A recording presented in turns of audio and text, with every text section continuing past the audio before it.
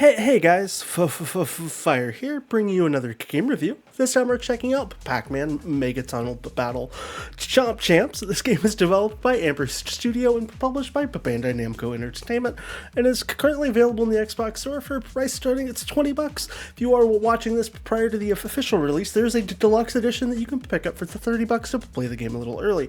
So let's talk about Pac-Man Mega Tunnel Battle Chomp Champs. Outside of a super long title, this is an online battle royale game where you're going to get to play against multiple players in a kind of gigantic evolving Pac-Man board.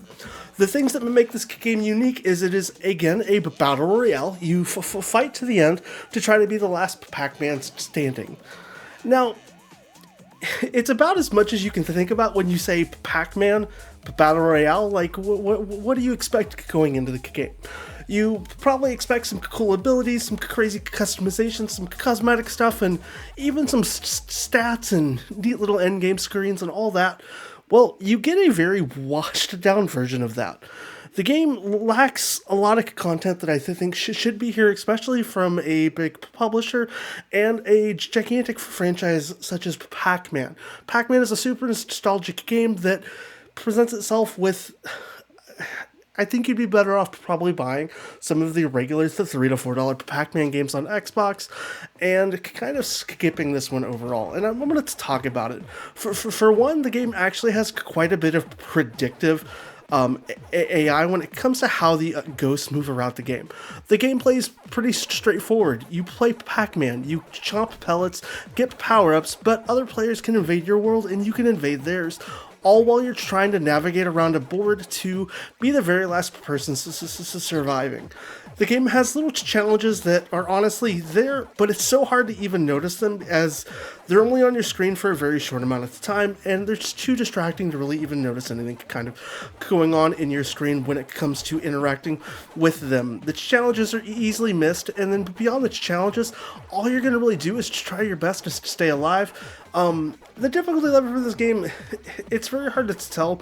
Either I'm really good at Pac-Man or other people are pretty horrible. I don't really know where it kind of lies exactly for me, as I've won a majority of the games I've played, and hey, maybe I'm either a really good person playing Pac-Man, or this game is just very struggling for other people, or maybe I'm just getting into lobbies full of, non-human players. There's no real way to tell, as there's no, kind of additional party chats, no way to communicate with people. You can do groupings with your friends and parties, but you're still going to be fighting each other, so it doesn't really add a whole lot of content there for stuff. There are power-ups that kind of get mixed in that are more battle royale-esque power-ups, where you might be having opportunities to speed around, make the ghosts go faster, or have chances to interact and attack other players.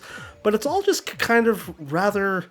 It's entertaining for maybe the first 5 minutes you play the game, and then it just becomes a very repetitive nonsense of notion of eat a pellet, go to another player's board, eat some more pellets, and there's nothing really rewarding that you get to experience while you're performing any of those actions.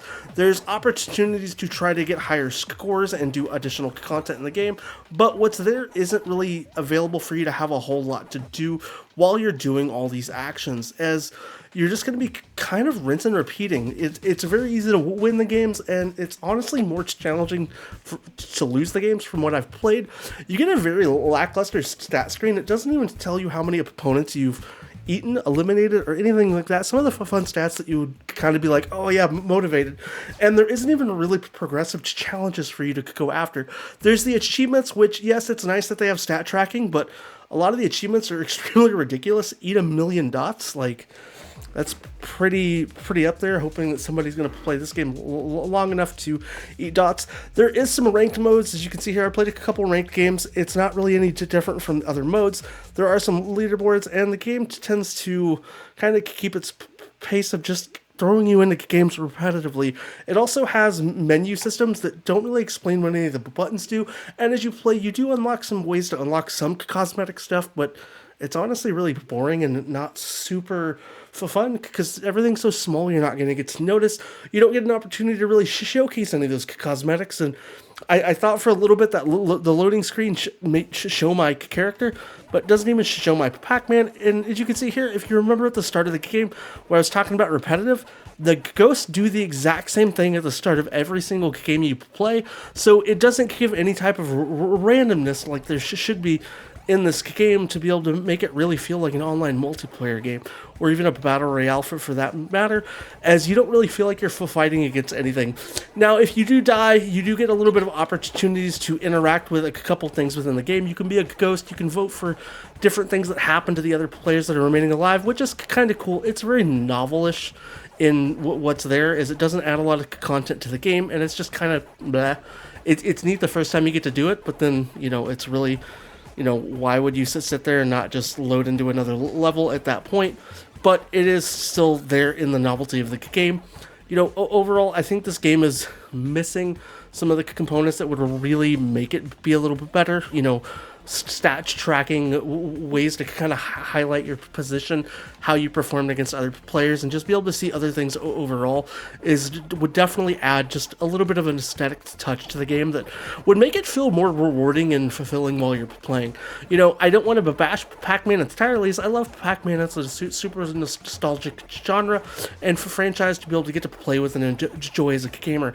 I grew up getting to play these games. I have family members that grew up when they were younger playing these games, and it's really it's cool to see all the additional stuff within the game getting kind of presented and built together for what's been built within this game and presented for us to play.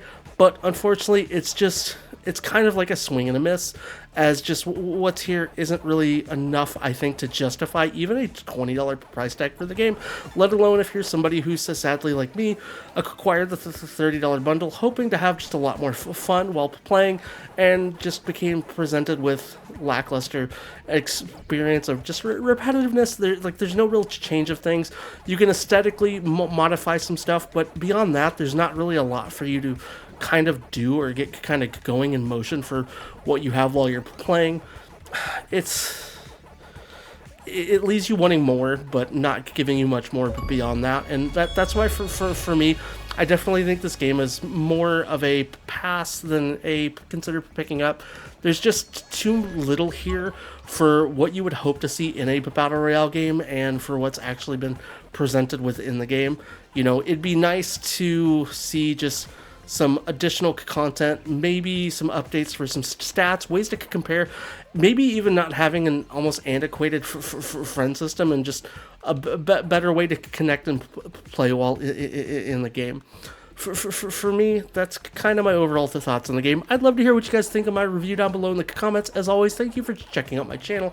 I really appreciate your guys' support, and I look forward to seeing you guys again. Outside of that, have a wonderful day, and let me know what you think down below in the comments.